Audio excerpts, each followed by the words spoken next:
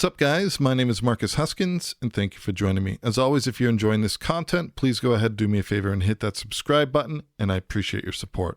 All right, so I've got a little track that I've put together over here, and I want to take a look at adding effects in terms of MIDI, and then some tips that we can use to align our effects. Now, what do I mean by this? Okay, well, if we open up our instance of Impact XT over here, I have these two pads set up. You can see this one pad over here and this one pad over here.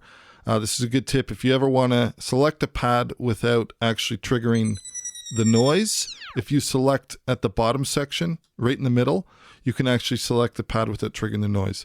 But if we were to record, enable this, and I have my Atom beside me, if I was to play this pad over here, F#1, and if I was to play this B1 pad, notice that in terms of the timing, most pads, if you have a sound, the sample is cut really, really close to the front of the actual sound. So if you were to zoom in across here, we can even just do a bit of a data zoom here. So if I was to hit D2, it's going to hit as soon as I trigger. So when the MIDI trigger hits, that's when the sound hits. Now, when you have these types of sound, which are like effect sweeps and stuff like that, which are really nice to go and segue in between different sections, a lot of the time, they don't necessarily start on something that's relevant to timing. They just have a fade in, and then they have an apex and then a bit of a decay.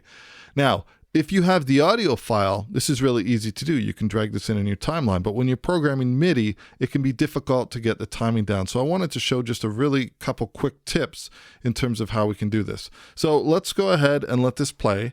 And what I'm going to do is I'm just going to hit this maybe once or twice for each of these, and I'll try my best to get the timing right. And it might be close, but we'll just go ahead and record that and see what happens. So I'm going to do this on my Atom.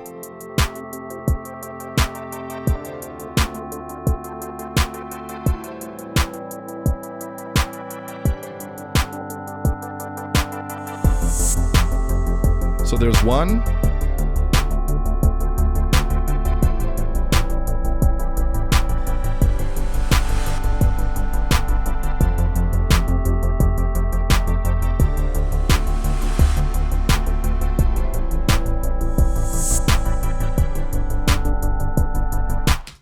Okay, so I've just done a little recording pass over here, and we have these sounds. So these sounds are triggering, but keep in mind, because of the type of effects that we're triggering, where they don't necessarily start, well, this one kind of does, but we have no way to gauge it.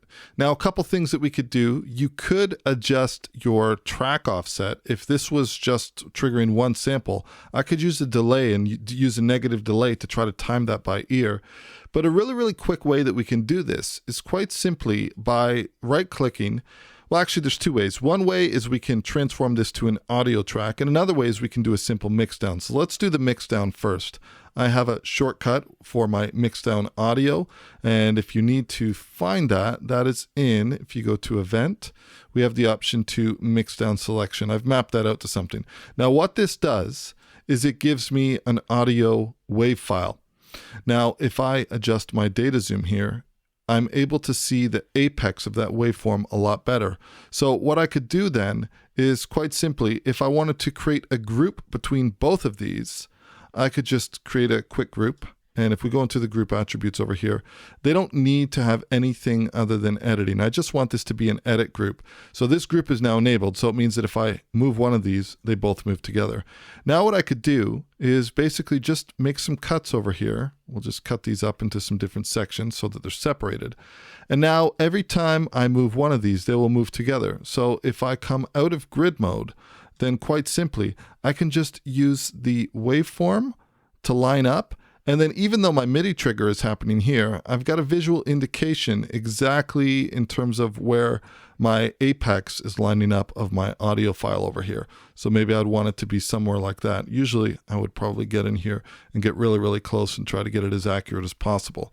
So that's one way that we could do it. Now, if I was to play back this, actually let me mute. I want to mute this one over here. So let's play from here.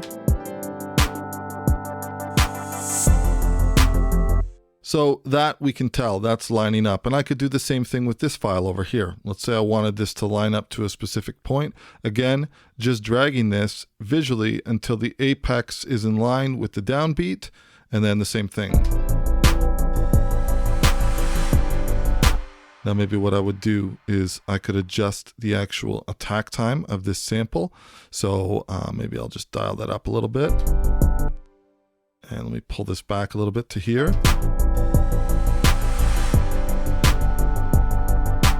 Anyways, you get the picture there. Now the other way that we can do it, let me return myself back to before I did that mix down. Another way that we can do it is quite simply if we transform to audio track. We've got a bunch of different options here.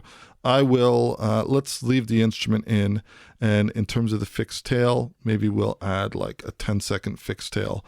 I'm going to go ahead and click OK, and what this does is this transforms this into an audio file, but now we have the audio and the MIDI together. So I would just do this just for the sake of getting my timing right. And the great thing is that it retains all the edits. So for example, I would come in here and let me go back into my grid mode, and I'm just going to separate these. And in fact, this one, let me just remove myself from the grid.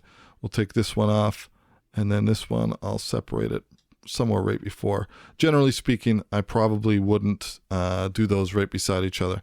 But now this is a really easy way where we have the audio file. And the great thing about this is that it will keep the MIDI file intact. So this is just a matter of me zooming in and getting this as accurate as I want, or as accurate as possible, in terms of getting the apex of the audio file sitting exactly where I need it to be.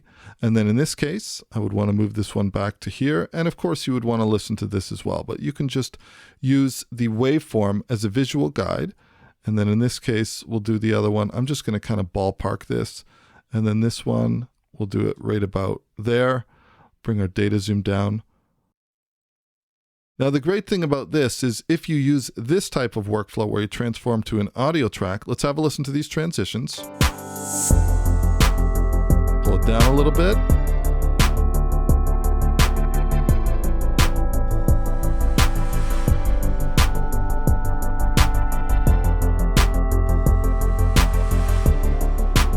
That's a little overkill. Maybe we'll leave this last one in here. So the great thing about using transform to audio track to align your effects one-shots, your swells and stuff like that, is that let's say I want to continue to work on this, but I want to go back to MIDI world. I can transform this back to an instrument track, and now all of my edits have been retained, and anything that was adjusted in terms of me repositioning these events, those MIDI events have now been repositioned. I can glue these back together, and now I have these hits again. Because we use the visual audio waveform as a guideline, I know that these MIDI triggers are pretty much accurate.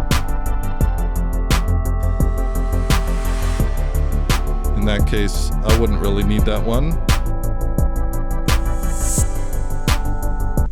And then of course, if you wanted to mix down your final result, or you wanted to do any additional work, we could transform it back to an audio track once we're done. We could remove the instrument, keep our auto tail in there.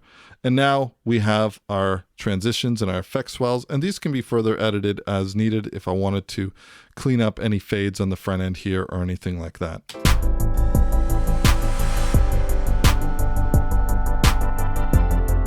So maybe I want to soften that. Maybe I want to get rid of this altogether.